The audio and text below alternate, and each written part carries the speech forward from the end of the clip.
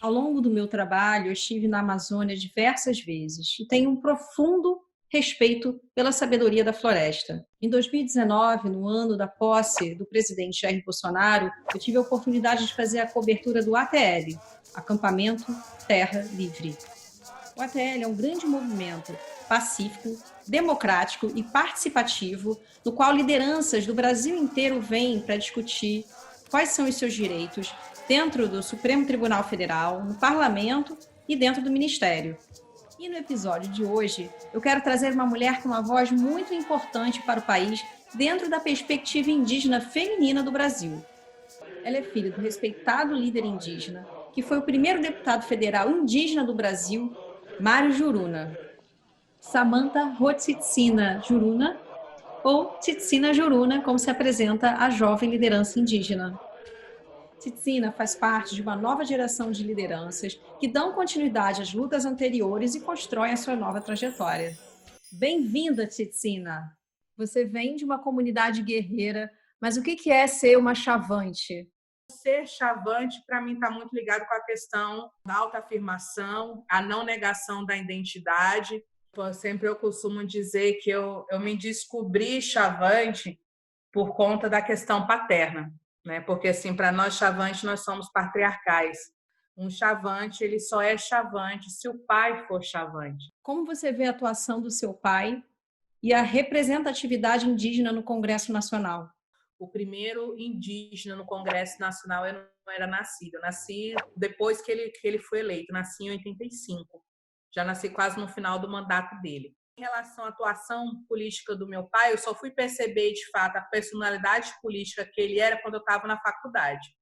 Até então, ele é Mário Juruna, pai de 11 filhos, que foi o fundador da aldeia Namucurá, que foi cacicado durante muito tempo, que saiu do cacicado para ter uma vida política partidária fora e sempre pensando na defesa dos direitos dos povos indígenas. A questão, quem era o meu pai para os povos indígenas, isso só foi cair a ficha na faculdade.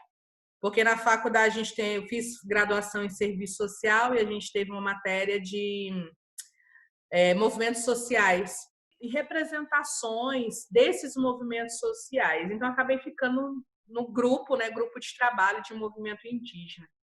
E a gente fazendo esses levantamentos de lideranças expressivas dentro do movimento indígena, estava lá o meu pai como um dos destaques. Então, aí que eu fui começar a ler e estudar um pouco mais o porquê do que eu escutava e do que eu vivenciava. Então, somente a partir dali que eu fui compreender, de fato, a personalidade política e o quão foi importante ter uma democracia representativa de um indígena dentro do Congresso Nacional. Porque ele era um homem chavante no qual ele observava um potencial que eu nem mesmo conseguia imaginar que eu teria. Um homem que incentivava, de fato, as mulheres, um homem que foi a favor da direta já, um homem que foi a favor e lutou também pelos direitos das mulheres, numa época no qual ele nem tinha conhecimento acadêmico. Então, ele foi indígena praticamente sem nenhum estudo formal, mas que conseguiu levar a voz dos povos indígenas do Brasil, não somente das violências e violações que passavam no Brasil, mas conseguiu levar isso também a nível internacional. E a partir daí eu acredito que o mundo conseguiu observar um pouco dessa realidade de povos indígenas que a gente tem no Brasil.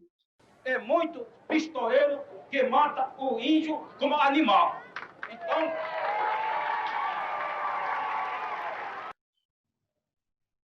e foi um homem no qual ele pôde utilizar todo o mecanismo que ele tinha na época de novas tecnologias para poder mostrar para a nação brasileira o que é corrupção no Brasil. Então, hoje a gente está em 2020, mais de 30 anos, desde quando ele foi eleito. Em 2020, todos os políticos são pegos por conta de gravações. Claro, não como o gravador que ele utilizava na época, mas outras formas de gravações, como o próprio celular.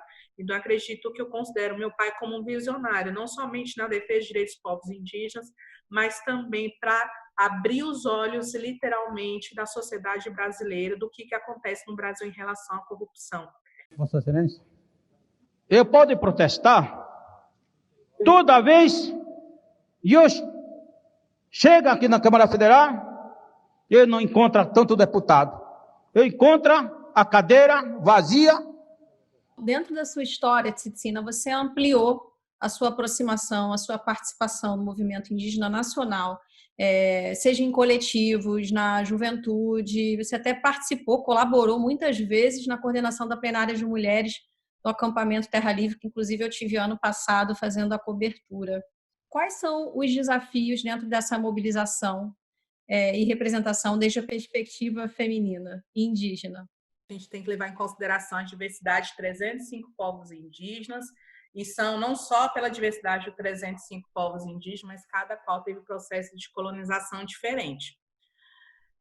Estar nesse processo na plenária, por exemplo, a nível nacional, os enfrentamentos fora não são tão diretos quanto nos enfrentamentos internos. Então, no meu ponto de vista, fazer uma incidência a nível nacional, muitas das vezes ela se torna mais fácil e mais branda do que internamente. Porque quando a gente está em nível nacional, a gente está com outros pares, né? A gente está com outras mulheres que já traz toda uma vivência, experiência desde o local até nível nacional. Digamos que ambas, apesar da nossa diversidade de realidades também de mulheres indígenas, cada qual já está preparada para algum enfrentamento, para alguma palavra, para algum pensar de outra pessoa que possa ser ofensiva. Digamos que a gente já está preparado em como poder lidar.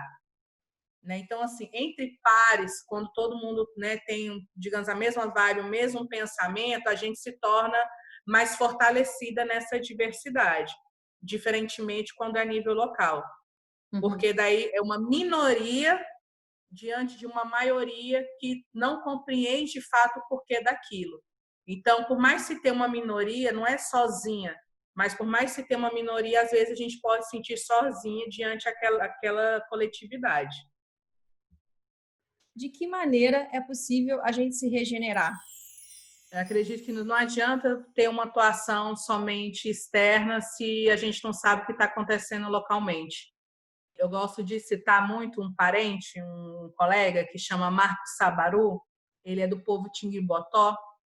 E Marcos Sabaru, ele sempre, uma vez, a gente falando de movimento. Eu falei, pô, Sabaru, mas que movimento indígena é esse? Eu estava conversando com ele, foi até um trabalho do mestrado. Ele falou assim, não, são vários movimentos dentro de um movimento. Quem está na cidade, que está batendo de frente com o governo, com polícia, ele falou assim, ele não é melhor do que quem está na comunidade, muitas vezes nem o português sabe falar. Ele falou assim, quem está na frente, levando esse spray de pimenta na cara, muitas vezes sendo preso e sendo criminalizado, é porque ele está defendendo quem está na comunidade. E, às vezes, por mais que se tente explicar na língua materna os enfrentamentos que acontecem fora do território, às vezes não consegue a compreensão, porque está tão no dia a dia da comunidade, no mundo da comunidade, que às vezes é até difícil entender o que está acontecendo externamente. Então, essa regeneração e essa mudança, ela só pode acontecer, de fato, se a gente tiver um pé fincado na nossa comunidade, na nossa vivência.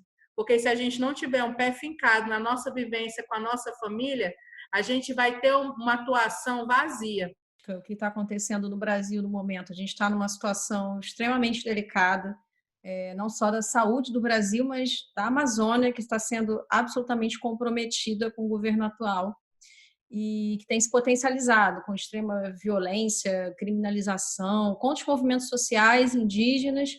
E então, dentro da sua perspectiva, como é que os povos indígenas estão encontrando mecanismos para lutar pela garantia dos seus direitos? Acredito que é uma forma de nos testar diante de todos os processos de violações. Porque toda vez quando o Congresso ou o próprio governo, independente de governo, eu falo, não existe governo bom. Não existe governo bom. Existe aqueles menos piores, mas não significa que houve o melhor. Toda vez quando se tinha algo acontecendo dentro do Congresso Nacional, seja um decreto, uma PL, uma MP, se tinha uma mobilização, todos os povos indígenas no Brasil, para quem pudesse estar em Brasília, porque é o cenário político nacional, para tentar intervir, né, as medidas de violência e de violação. E agora, diante dessa pandemia, a gente está tendo que se adaptar diante desses enfrentamentos e as consequências da pandemia, que é justamente a não aglomeração. E como você vai fazer uma mobilização indígena sem ter aglomeração? Então, acredito que a própria PIB, Acampamento Terra Livre, foi muito ousado também fazer uma mobilização nacional indígena, né, utilizando as redes sociais, as novas tecnologias de informação, para a gente poder estar se aproximando diante dessa diversidade. É bom? É. Mas também a gente sabe que não é uma realidade, uma internet com qualidade em todos os territórios indígenas e também, às vezes, até na cidade, para quem está na cidade. Né? E não é somente uma pandemia que atualmente que está nos impactando. Né? A gente tinha uma MP, que era 910, que é a MP da grilagem, e agora se tornou uma PL, né? Que é a questão de usurpação mesmo, nem falo desses pequenos produtores, mas os grandes produtores se aproveitando desses pequenos produtores para invadir os territórios indígenas. A própria pandemia está deixando escancarado a questão racismo e institucional que nós, povos indígenas, passamos, né? Porque mais se fala quando fala de racismo no Brasil, a maioria só leva uma questão afro, né? Uma questão negro, né? Dos negros e das negras, não é. Né? Eu falo para as parentadas, olha, gente, a gente tem que parar de falar discriminação, a gente tem que falar racismo é crime. Se a gente não começar a criar esse empoderamento também das políticas públicas que existem, nós mesmos que saímos fragilizados.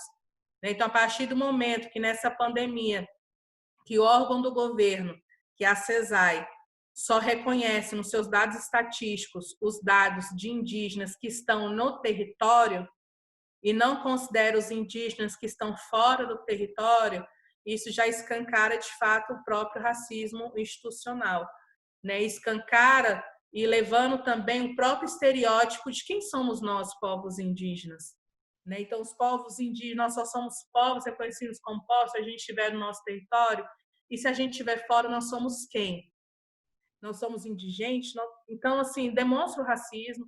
Outro fato recente também, o próprio vídeo, né, do dia 21, foi de 22 de abril, que veio à tona, do governo atual, no qual o próprio ministro da Educação, ele fala que para ele não existe povos, ele odeia. Eu acho que o odiar é uma palavra muito forte. Ele fala que odeia o termo povos indígenas ou povos ciganos, que no Brasil ninguém é povo, todo mundo é brasileiro. Sim, somos indígenas brasileiros, mas sou Chavante, sou Aueltável, sou brasileira.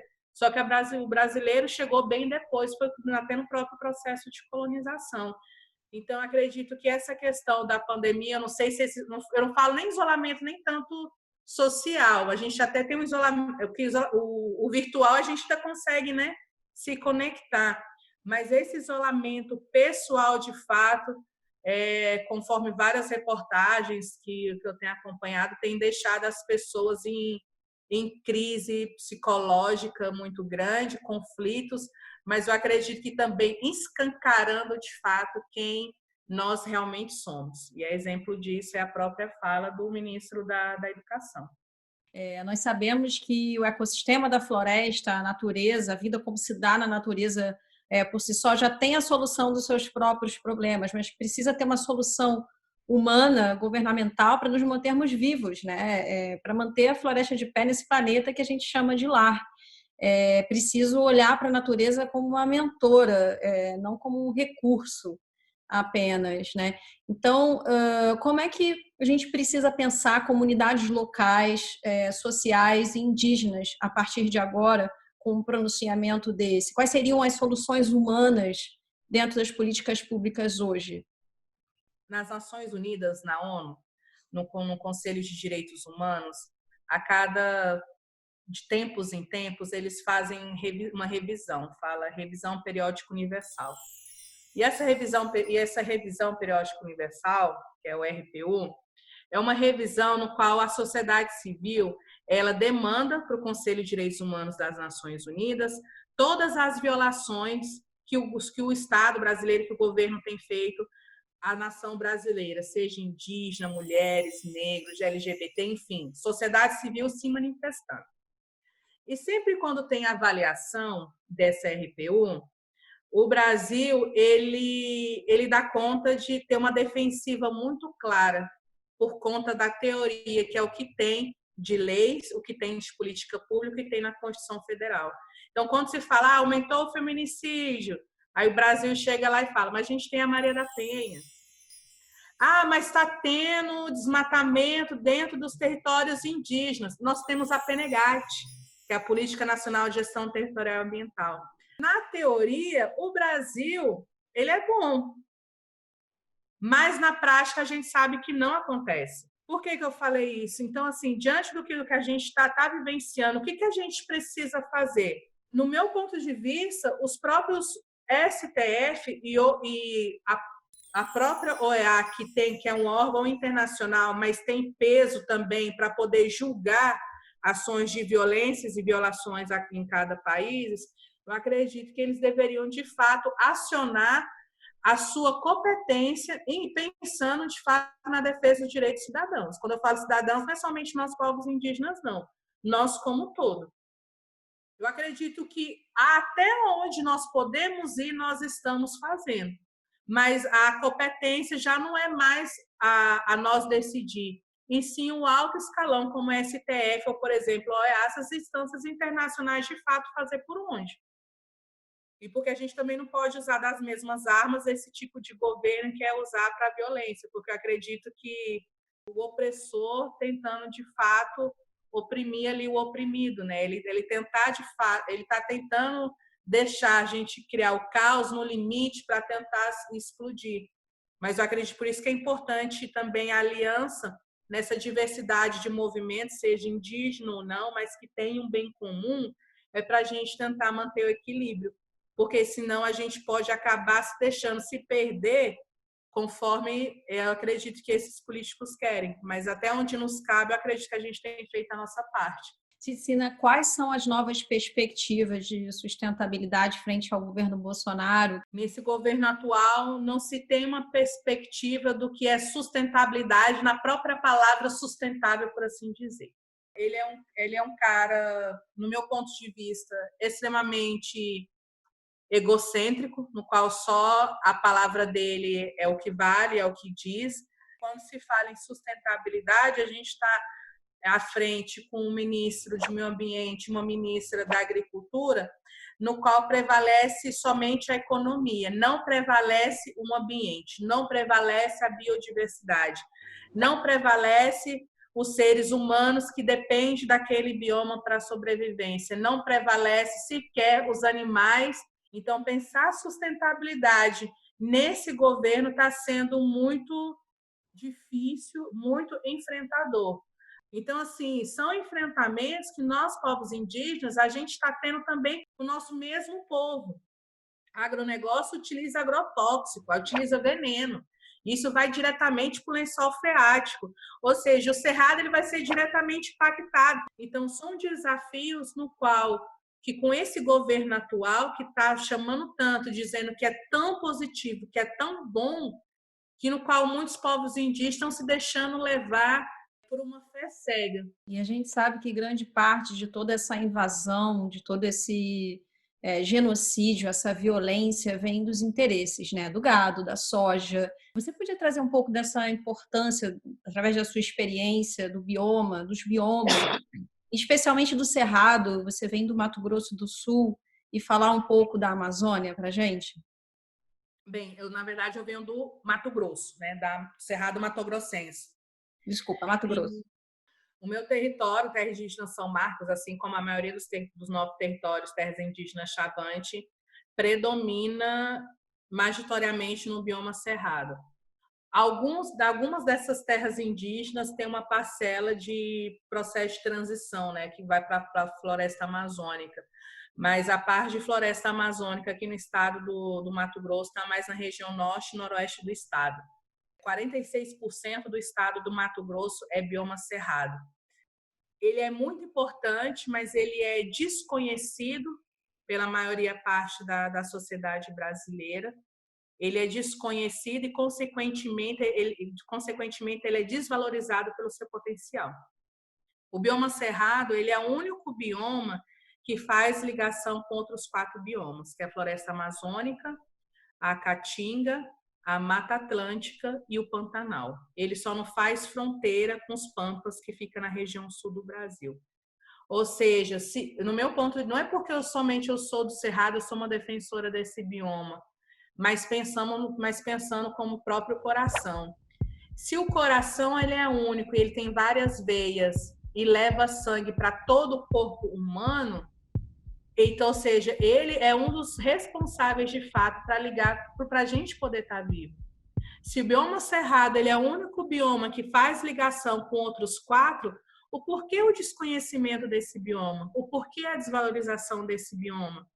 Se o cerrado ele sofrer impacto, não é somente nós, povos do cerrado, que sofremos as consequências. Então, a gente precisa reconhecer o potencial desse bioma. As nossas florestas, as nossas copas, não são para o alto. As nossas copas, elas são investidas em raízes profundas. Por isso que o nosso bioma é considerado como o berço das águas, porque é onde tem as principais nascentes das bacias hidrográficas do Brasil, nasce no Cerrado. Então, nós não temos grandes copas, a gente tem grandes raízes profundas que mantêm as águas nesse bioma. E quando a gente fala também de queimadas na Amazônia, quando a gente fala Amazônia, toda a Amazônia é legal, né? Então, pega Tocantins, pega parte do Maranhão, pega Mato Grosso também. Mas se for para a gente reparar no desmatamento, esse desmatamento está localizado no Cerrado.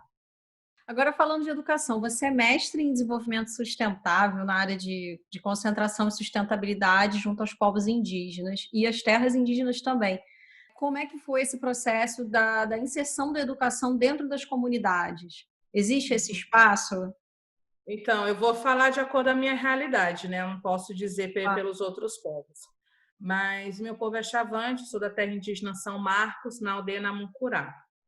O processo educacional escolar dentro do meu território iniciou com os salesianos, que é uma vertente da Igreja Católica.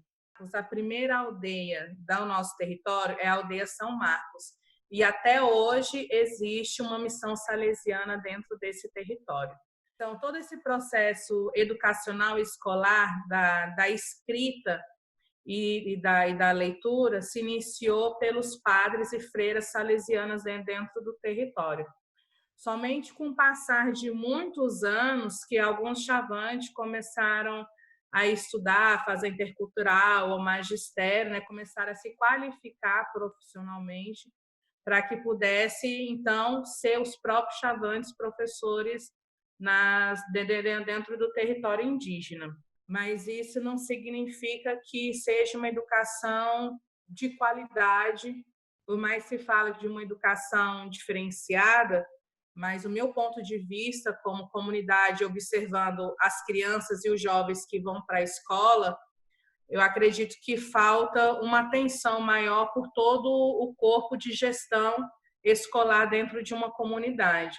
Porque aqueles jovens, aquelas crianças que estudam dentro da comunidade, tem várias realidades que às vezes está no final do ensino fundamental ou então está entrando para o ensino médio e infelizmente não tem um domínio do português na questão até para fazer uma redação ou de fazer uma boa interpretação. Então, como esse jovem vai conseguir ocupar o espaço nas universidades públicas se tem essa defasagem? Mas, igual eu falei, se eu citei um exemplo da minha realidade, mas dentro do meu território são mais de 40 aldeias.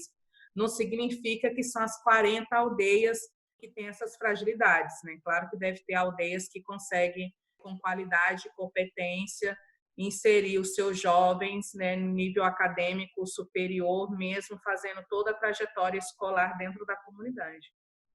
E qual que é o seu papel dentro da comunidade? Eu me considero como uma referência dentro da comunidade. Eu costumo dizer que o meu potencial técnico e acadêmico, ele é de fato para o mundo fora da comunidade. porque todo o meu conhecimento técnico acadêmico é para um trabalho técnico profissional fora. Não que esses conhecimentos eu não leve para a comunidade. Eu levo para a comunidade, dependendo da situação, com uma abordagem técnica, profissional, mas não eu técnica, uma instituição. E sim, eu, uma indígena que tem conhecimento técnico, está tentando contribuir. Eu tento ter bastante esse cuidado também, porque a gente sabe que as instituições, elas forçam também certos tipos de pensamento. Então, por isso que eu falo, eu na comunidade eu sou uma mulher chavante, que culturalmente eu sou vó, culturalmente eu sou mãe, mesmo não tendo filhos. E então, eu sou uma mulher que está com a minha família. Eu posso estar contribuindo também numa questão mais profissional, mas sem nomenclatura, sem dizer que eu sou porque eu tenho esse diploma, porque eu tenho esse certificado. Então, quem sou eu na comunidade? Eu sou uma mulher chavante que está ali com a família e que ajuda a cuidar do cotidiano. E se tiver algo que a comunidade, as lideranças possam precisar de mim, eu estou ali para poder contribuir. Como uma grande família, né? Como uma grande família. E como toda grande família, né, tem os altos e os baixos, né, pensamentos diferentes. Isso é normal. Eu reconheço o seu trabalho e como mulher, você disse que não se considera liderança indígena, que é uma referência, mas eu sinto que as mulheres começam a ganhar um novo espaço no mundo com a sua voz, com o seu trabalho, e eu sinto e acredito que se as mulheres conseguirem esse espaço, é garantia de mudança. Dentro da comunidade indígena, falando sobre a sua perspectiva, isso tem acontecido, isso tem mudado? Ainda existe alguma dificuldade nesse sentido da mulher indígena se posicionar? No meu ponto de vista, sim, Bárbara. Eu não sou religiosa, mas tem um ditado muito bom que fala assim: santo de casa não faz milagre. E eu acredito que esse ditado é válido não só para mim, mas eu acredito que para muitas mulheres também, porque às vezes é mais fácil a gente conseguir uma inserção social, uma intervenção social numa outra comunidade, numa outra realidade, porque a gente é de fora. Então, assim, às vezes, é mais fácil ter uma certa aceitação com pessoas de fora do que com os seus. Não que a gente não acredite nos nossos, mas, assim, será que de fato é aquilo mesmo? Porque está tão no cotidiano, é difícil. Um dos desafios é, por exemplo, quando eu terminei a faculdade, eu falei que poderia contribuir com a minha família, com parte da minha família, por diversas questões. Então, uma parte da minha família falou que não precisava, que tinha um amigo não indígena muito bom, muito qualificado, e que não precisava do meu suporte. Eu falei, então tá bom. Só que eu fiquei chateada, né? Porque, poxa, eu fiquei 4 anos na faculdade, fazendo especialização também, esperando esse momento de contribuir.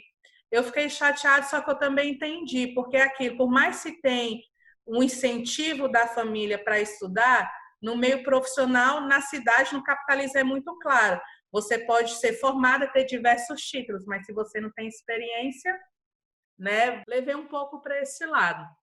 Mas aí, com o passar do tempo, aí eu comecei a fazer consultorias, trabalhos fora da comunidade, com outras organizações indígenas, outros povos, organizações indigenistas, enfim, né? Fui trilhando meu campo profissional. E chegou um certo momento que daí essa parte da família falou bem assim, nossa, você ajuda tanto o pessoal fora e não ajuda a gente.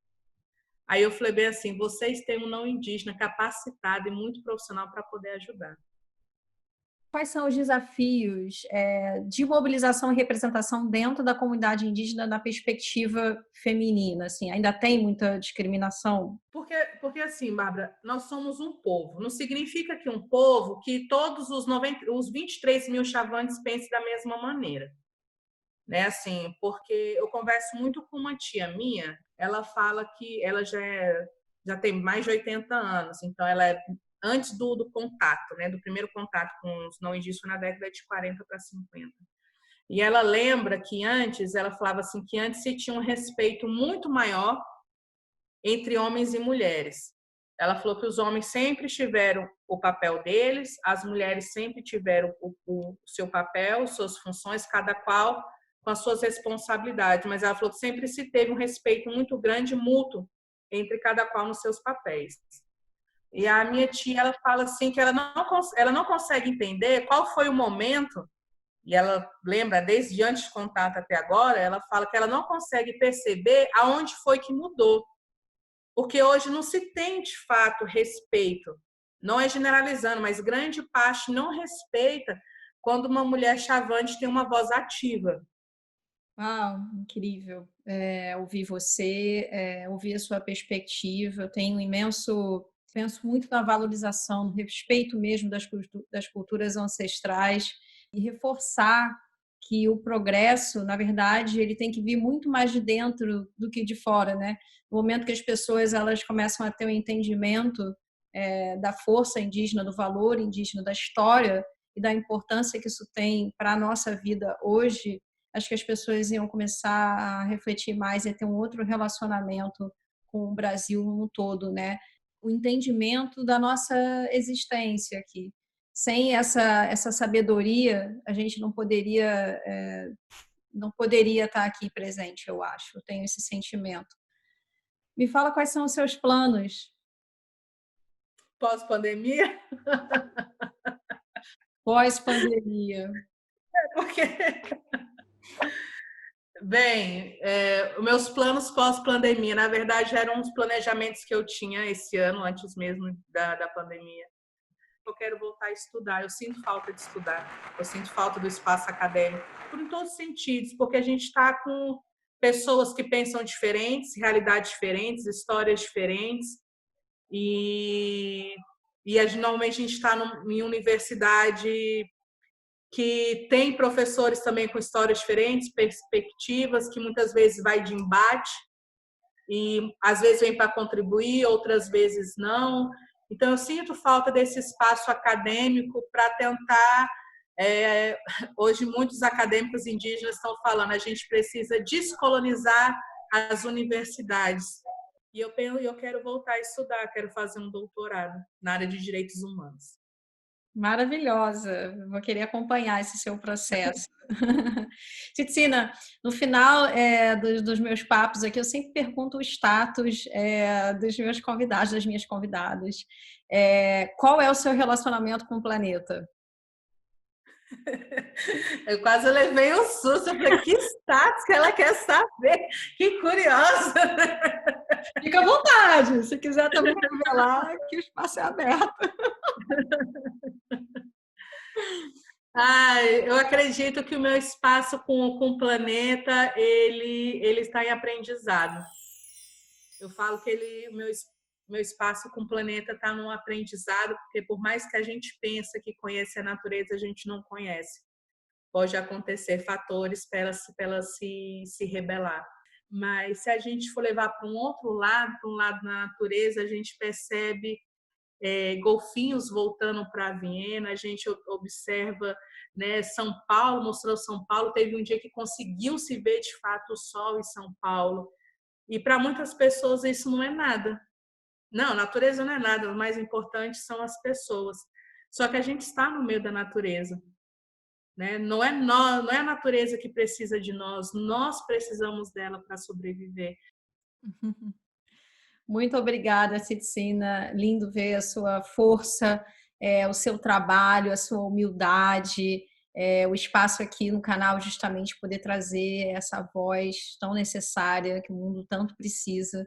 E a gente se reconstruir o tempo inteiro e se ressignificar o tempo inteiro. Obrigada pela sua presença, pela sua contribuição aqui hoje. Eu que agradeço, Bárbara. Obrigada pela oportunidade. Bom, um beijo para você. Tudo de bom aí. Força para todos. Seguimos juntas. Estou aqui apoiando vocês. Conte comigo.